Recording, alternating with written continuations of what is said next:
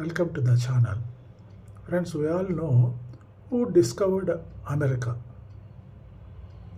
Who discovered India? Vasco da Gama. Who discovered America? Christopher Columbus. Is it not? அதுக்கு மேலே ஒரு joke பாருங்கள், இந்த வீடியோ பாருங்கள், joke அனுபவிங்க. And at the same time, don't forget to like, share and subscribe. முக்கியமான காரணம் யாரு? Christopher Columbus இல்லையா? ஆனால் அதை விட இன்னொரு முக்கியமான காரணம் ஒன்று இருக்கு. கிறிஸ்டோபர் கொலம்பஸ் நம்ம ஊர் பொண்ணை கல்யாணம் பண்ணாமல் இருந்தது. புரியல இல்லை? புரிகிற மாதிரி சொல்கிற பாருங்க. கொலம்பஸ் மட்டும் நம்ம ஊர் பொண்ணை கல்யாணம் பண்ணியிருந்தான்னா அமெரிக்காவை கண்டுபிடிச்சிருப்பான்னு நினைக்கிறீங்க? அவன் கிளம்பும் போதே எங்க போறீங்க, எப்போ வருவீங்க, நைட்டு சாப்பாட்டுக்கு வந்துடுவீங்களா, யாருங்க உங்களோட வராங்க, என்ன மறந்துட மாட்டீங்களே அப்படின்னு ஒரு 100 கேள்வியை 1000 எமோஷன்ல கேட்டா ஆணியே புடுங்க வேண்டான்னு. நல்ல வேலை கொலம்பஸ் காலத்தில் இவர் பிறக்கல,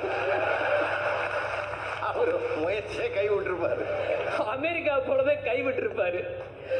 நள்ளிரவில் தனியாக ஒரு பெண் என்று நடக்கிறாளோ அன்றுதான் சுதந்திரம் அப்படின்னு மகாத்மா காந்தி சொல்லியிருக்காரு.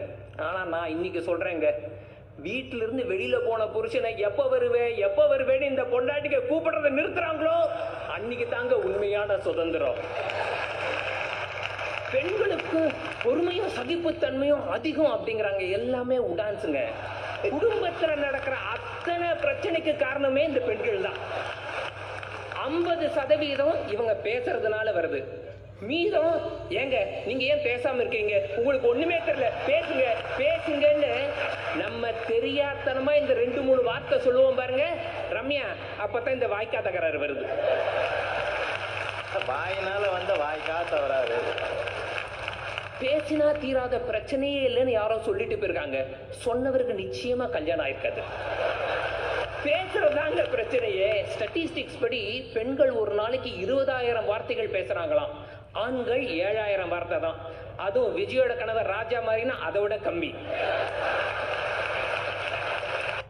நம்ம இன்னைக்கு அமெரிக்கால